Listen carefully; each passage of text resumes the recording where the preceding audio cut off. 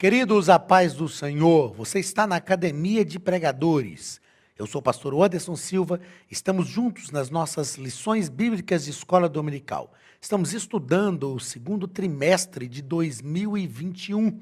Na aula de hoje estudaremos a lição de número 4, do dia 25 de abril, onde trataremos sobre dons de poder. Vamos ver esta classe de dons, não é? Na aula passada estudamos sobre os dons de revelação, nesta aula estudaremos sobre os dons de poder e na próxima aula estudaremos sobre os dons de elocução. E nós vamos perceber que cada classe de dons, tanto os dons de revelação, quanto os dons de poder, quanto os dons de elocução, nós temos 3 dons em cada uma dessas classes. É claro que nós já falamos desde a primeira aula sobre as modalidades de dons, ou categorias de dons, não é? Que são dons espirituais, dons de serviço e dons ministeriais. Nessa aula da semana passada, na aula de hoje e na aula que vem, nós estamos estudando a categoria dos dons espirituais. Tá ok? Nós vamos estudar também durante esse trimestre os dons ministeriais, os dons de serviço, nós os estudaremos, mas estamos estudando a categoria de dons espirituais. Repetindo, na aula passada estudamos os dons de revelação e na aula de hoje vamos estudar sobre os dons de poder. Algo importante nós pensarmos aqui, que estes dons de poder, os dons de poder, manifestam o poder de Deus, como nós sabemos. Eu acredito que dá para escrever aqui, ó, essa imagem vai dar para a gente pensar, ó, os dons de poder manifestam,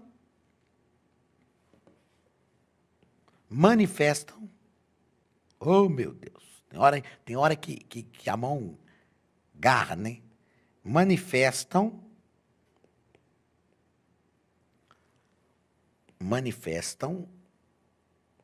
o... tá dando para ver direitinho, ó. Manifestam o poder de Deus, não para provar que Ele é Deus,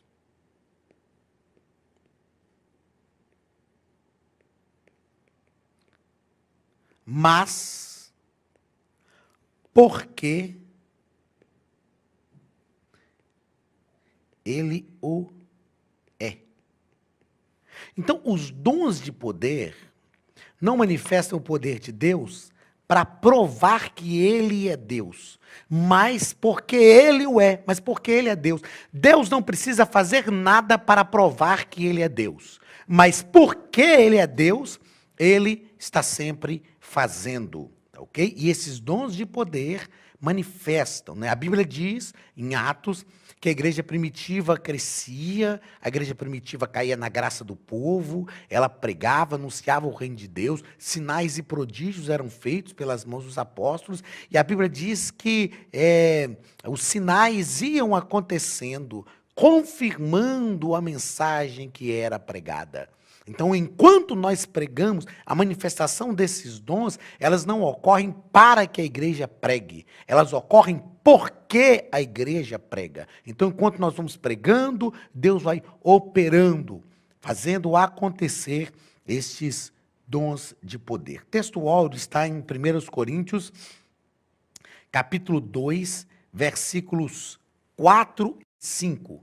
A minha palavra e a minha pregação, Paulo está dizendo isso à igreja de Corinto. A minha palavra e a minha pregação não consistiram em palavras persuasivas de sabedoria humana, mas em demonstração do Espírito e de poder, para que a vossa fé não se apoiasse em sabedoria de homens, mas no poder de Deus. Paulo está falando de 2 coisas importantes, aliás, 3 coisas importantes que eu quero destacar neste texto: fé, apoiar e poder de Deus. Paulo está dizendo, a vossa fé não está apoiada. Então, Paulo está deixando claro que a nossa fé precisa se apoiar em algo. A nossa fé precisa estar alicerçada em algo. Então ele diz o seguinte: a vossa fé, ela precisa estar apoiada. E ela deve estar apoiada aonde? No poder de Deus. Agora, sabe o que me chama a atenção aqui? É que quando a nossa fé está apoiada no poder de Deus, o poder de Deus gera também ainda mais fé. E aí nós podemos orar pedindo ao Senhor que aumente a nossa fé. Então olha que nós criamos aqui um círculo.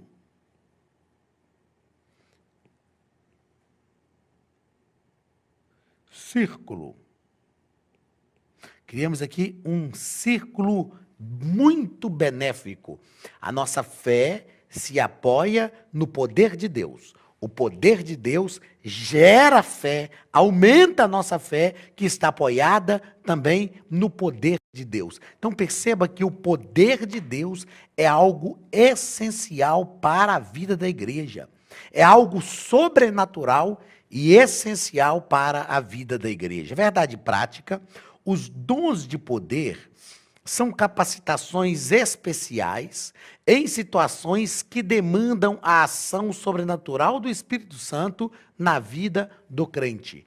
Capacitações, nós falamos disso aqui desde a primeira aula, que dons são dádivas, e através dos dons nós somos capacitados por Deus. Então são capacitações especiais em situações que demandam a ação sobrenatural do Espírito Santo.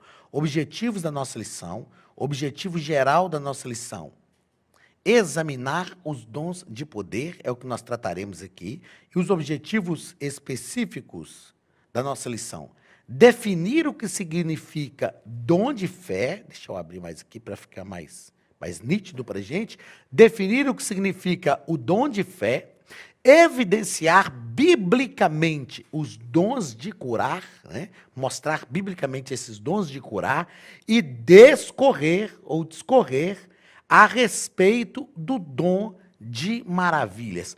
Cada ponto desse ligado a um dos pontos da lição. A nossa lição está dividida em 3 pontos. Leitura bíblica em classe está em 1 Coríntios, capítulo 12, versículos 4 e do versículo 9 ao versículo 11, que nos diz o seguinte: ora, há diversidade de dons, mas o Espírito é o mesmo. E há outro pelo mesmo Espírito a fé, há outro pelo mesmo Espírito os dons de curar, e há outro a operação de maravilhas, e há outro a profecia, e há outro o dom de discernimento, e há outro a variedade de línguas, e há outro a interpretação de línguas, mas um só, e o mesmo Espírito opera todas estas coisas. Eu quero que você não se esqueça disso aqui, ó. Eu vou dar um zoom neste versículo 11, mas um só, e o mesmo Espírito opera todas estas coisas, repartindo particularmente a cada um como quer. Isso quer dizer que o dom que eu recebi de Deus foi repartido por Ele como quer. Lá na primeira lição, se não me falha a memória, foi na primeira lição que eu falei sobre nós estarmos satisfeitos. Deixa eu dar uma olhada aqui. Eu usei o termo... Deixa eu achar o termo certinho, que me fugiu a mente aqui agora. E eu quero... Foi na segunda lição...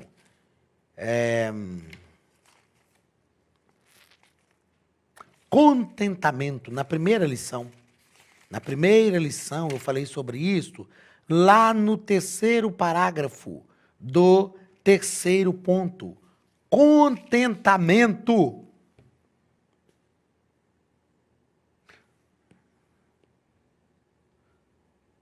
Contentamento.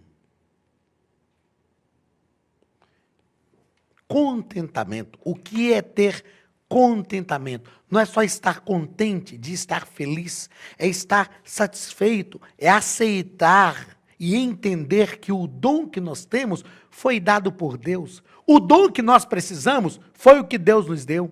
Não somos nós que escolhemos o dom, é o próprio Deus que nos escolhe e na sua soberania, na sua onisciência, na sua sabedoria, Ele nos concede o dom que nós precisamos conforme a vontade dEle, repartindo particularmente a cada um como quer, da maneira que Ele quer. O importante é sermos ativos no reino de Deus, estarmos ativos, recebendo aquilo que Deus reservou para nós. Primeiro ponto, o dom da fé. O dom da fé. E no primeiro parágrafo, o comentarista vai tratar sobre o que significa fé. Fé. A carta aos Hebreus, né, vai nos deixar bem claro isso aí. No versículo, no capítulo 11, que é o capítulo que trata sobre os heróis da fé, a carta aos Hebreus vai nos dizer que a fé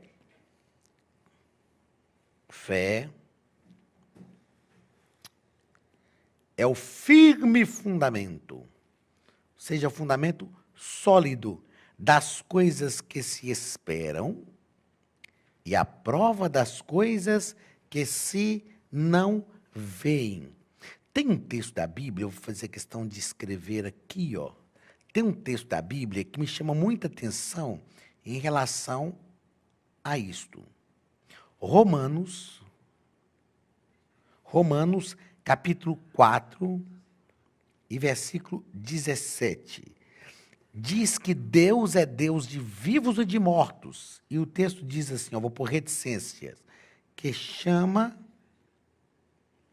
a existência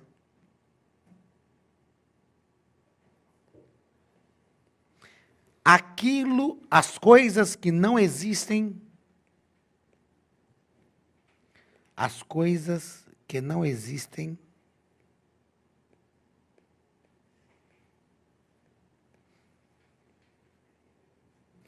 como se já existisse.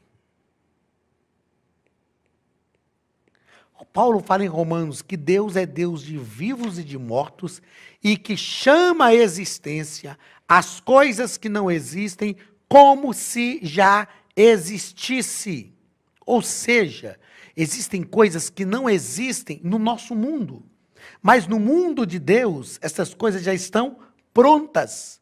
E nós precisamos crer nisto. Aí você pode me perguntar, Anderson, como ter certeza que aquilo que eu preciso existe já no mundo de Deus? Simples. Como eu sei o que existe, o que eu desejo que exista e que não existindo no meu mundo, já está existindo no mundo de Deus. Aquilo que está de acordo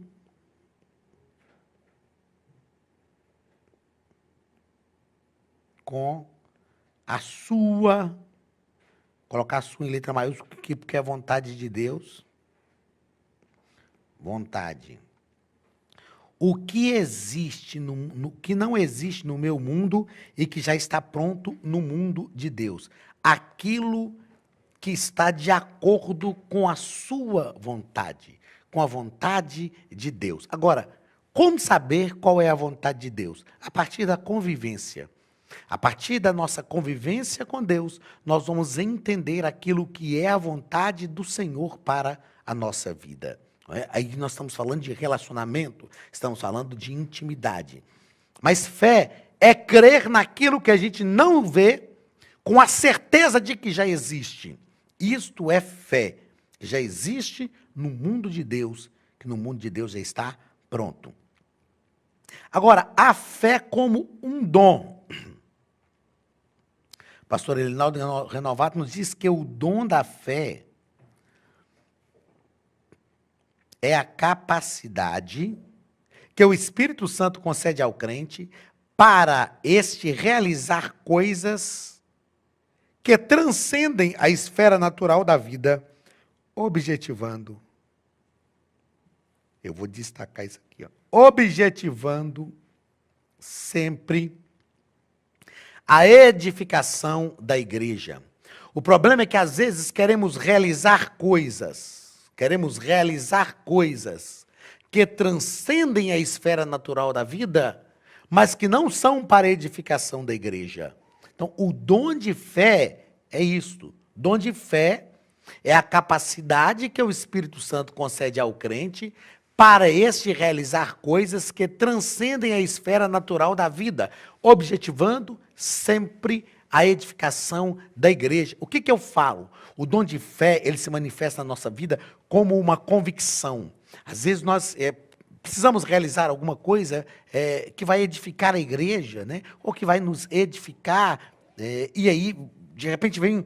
Lembrando que quando eu digo que vai nos edificar, porque nós estudamos que aquilo que me edifica, edifica também a igreja. Então, vem em nós uma convicção, vem em nós uma certeza de que Deus vai fazer, de que Deus vai realizar. Isto é o dom de fé. E no terceiro parágrafo, o comentarista vai tratar sobre o exemplo bíblico do dom da fé. Então, quando guiou o povo de Israel na saída do Egito, na situação do Mar Vermelho, Moisés falou com o povo de Israel: os egípcios que hoje vedes, nunca mais os vereis, porque hoje o Senhor fará, hoje o Senhor dará um grande livramento. Né? Isso foi a fé de Moisés. Então o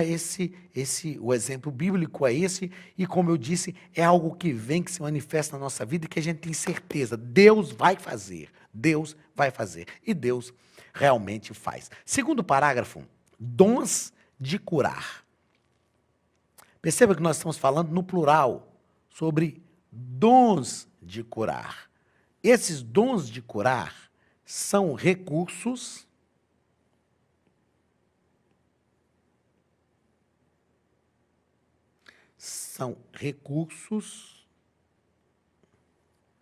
de caráter sobrenatural para atuarem na cura de qualquer tipo de enfermidade. Aqui nós temos um paradoxo. Uma pergunta, né? Nós cremos que o Senhor cura, mas por quê? Às vezes, Jesus não cura.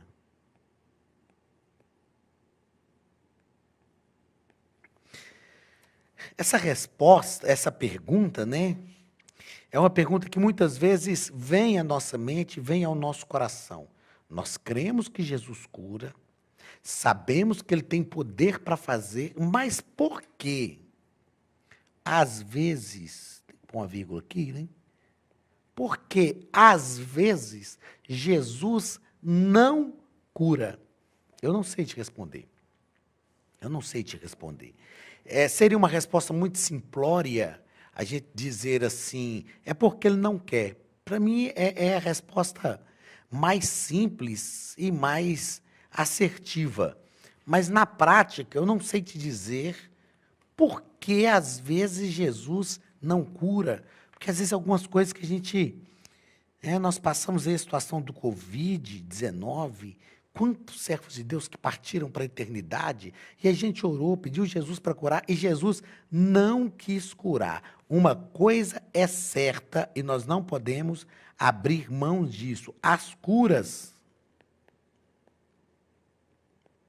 estão ativas na igreja.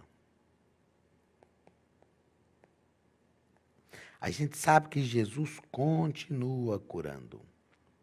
O salmista, no Salmo 103, e versículo 3, Ele diz assim: é Ele quem perdoa todas as tuas iniquidades e sara todas as tuas enfermidades. Aí eu pergunto de novo, por que às vezes Jesus não cura? Eu não sei. Mas é importante termos esta convicção.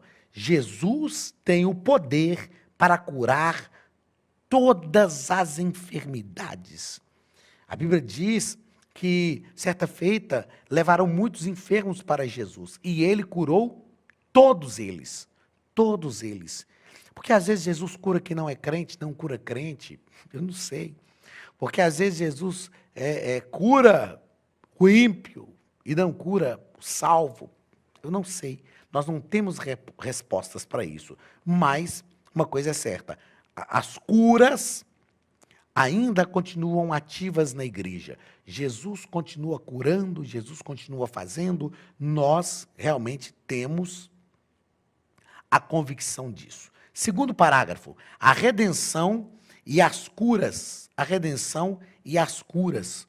Nós sabemos que, enquanto estamos no mundo, nós estamos sujeitos a sofrer enfermidades, a passar por dificuldades, como diz o comentarista, enquanto não recebemos um corpo imortal e corruptível, estamos sujeitos a toda sorte de doenças, de dores e de males. Mas nós temos certeza que o Deus que nós servimos é um Deus de cura, é um Deus que promove a cura.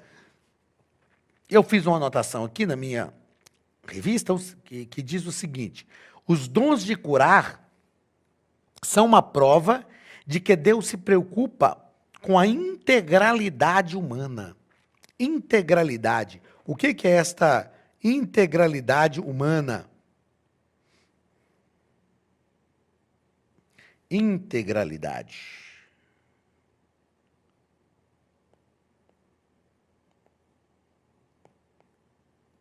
Integralidade humana. Jesus se preocupa com o nosso corpo, alma e espírito. E assim como nós precisamos de saúde espiritual, nós precisamos também de saúde física. Depois leia a Epístola de João. Terceira Epístola de João, versículo 2. Quando João, escrevendo ao amado Gaio, ele diz assim: amado, desejo que te vá bem em todas as coisas e que tenha saúde, assim como bem vai a tua alma. Então, as curas são uma prova de que Deus se preocupa com a integralidade humana. E o terceiro parágrafo do segundo ponto, a necessidade desses dons. Os dons de curar são necessários à igreja. E o nosso comentarista deixa claro aqui que num mundo onde os incrédulos, no mundo incrédulo, em que a medicina se desenvolve rapidamente, o ser humano pensa que pode superar Deus. E nós precisamos que o Senhor cure, que Ele faça um milagre, a fim de que as pessoas também conheçam o Deus de milagre. Quantas vezes nós temos realmente visto isto acontecer, não é verdade? Os médicos às vezes chamam a família e dizem só um milagre. Só Deus agora pode fazer. E de repente o milagre acontece. De repente Deus faz, porque Jesus cura. Ele continua curando, Ele continua fazendo, para a glória do seu nome. Vamos ao terceiro ponto da nossa lição. Dom de operação de maravilhas. O que é esse dom de operação de maravilhas? O dom de operação de maravilhas é o primeiro parágrafo. Este dom realiza obras extraordinárias, além do poder humano. Este dom realiza obras extraordinárias, além do poder humano. Aquilo que a gente nem imaginava que ia acontecer. E, de repente, acontece. Perceba que está dentro da categoria de dons de poder. ou dentro da classificação de dons de poder. Sabemos que existem coisas que só Deus pode fazer, que só Deus pode operar. O nosso comentarista nos dá alguns exemplos bíblicos disso. Ele nos mostra que Jesus, o ministério de Jesus foi marcado por muitas operações de maravilhas. Ele repreendeu o vento e o mar. Ele vai nos dizer aqui que ele atestou muitas vezes o seu poder sobre a natureza, a ressurreição do filho da viúva de Naim, ressurreição da filha de Jairo, ressurreição de Lázaro, ou seja, coisas que só Deus pode fazer, que não estão dentro de parâmetros humanos, mas que Deus faz. Quando a medicina diz, por exemplo, não tem jeito, e ocorre a ação desse dom, operação de maravilhas, quando nós oramos por uma pessoa e sobrenaturalmente aquela pessoa é curada. Eu já ouvi diversos testemunhos de pessoas que estavam com uma enfermidade, tinha sido, eu lembro de uns anos atrás, eu orei após uma pregação, e naquele dia, quando eu orei, eu disse, irmãos, eu estou sentindo, o Espírito de Deus está me comunicando que Ele está curando pessoas aqui. E aí, um mês depois, mais ou menos, o dirigente da igreja me chamou, dizendo que havia uma irmã que recebeu oração naquele dia, era um domingo, e na sexta-feira ela tinha ido ao médico, levado todos os exames, e ela estava com câncer. E o médico disse para ela, olha, está tudo certo, a senhora volta para casa e na segunda-feira a senhora vem para a gente marcar a sua cirurgia, um câncer de mama. E esse pastor me disse que ela voltou na segunda-feira, recebeu a oração no domingo, voltou na segunda e o médico fez todo o encaminhamento para marcar a cirurgia, para ela ir ao bloco cirúrgico, marcar a cirurgia. E antes de sair, o médico falou, senta aqui de novo, deixa eu fazer um exame clínico da sua mama. E quando ele tocou na mama dela, já não tinha mais nada. Ele pegou então, falou, não sei o que está acontecendo, mas não tem mais nada, me dá aqui os papéis, que você ia ao bloco cirúrgico para marcar a cirurgia, faça novos exames, e ela fez novos exames, levou para ele, e ele disse, não sei o que aconteceu, mas sumiu, não tem mais nódulo nenhum, você não vai precisar operar. O que é isso? Operação de maravilhas. Jesus operou, foi Jesus quem fez, né? E nós glorificamos o nome de Jesus por isso. Terceiro e último parágrafo, as distorções dos dons de curar e de operação de maravilhas. O nosso comentarista nos coloca que os cristãos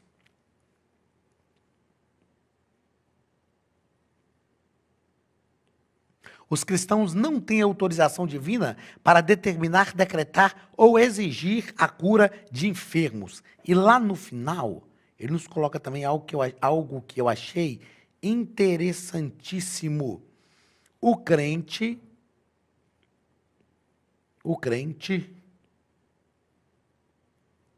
quem põe as mãos sobre o enfermo não pode ser tratado como um ídolo na igreja, principalmente se o enfermo for curado. Veja só, porque não somos nós que curamos, quem cura é o Senhor. E nós precisamos entender, como nós já falamos em aulas anteriores, que a manifestação desses dons não são para nos elitizar. Esses dons se manifestam para a edificação da igreja. Então, é o Senhor que cura. É claro que a gente sabe que tem pessoas que são usadas por Deus em ministérios específicos. E este caso é um deles.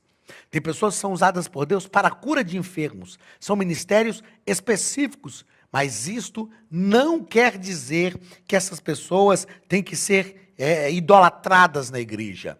Isso não quer dizer que a gente tem que fazer, né, aquelas campanhas. Irmãos, a fulano de tal vai estar orando aqui, traga os enfermos, porque Jesus vai curar. Quer dizer, Jesus só cura através da oração daquela pessoa.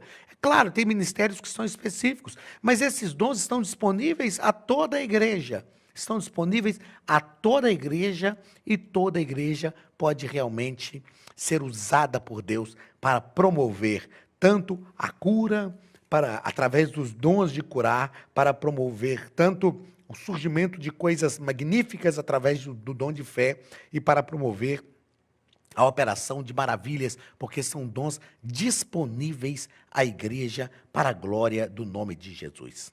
Queridos, chegamos ao final da nossa aula e o meu desejo é que o Senhor operacionalize através do Espírito Santo todos esses dons na sua vida e que a igreja seja edificada através da ação do Espírito sobre você. Deus te abençoe, um grande abraço e até a semana que vem, em nome de Jesus.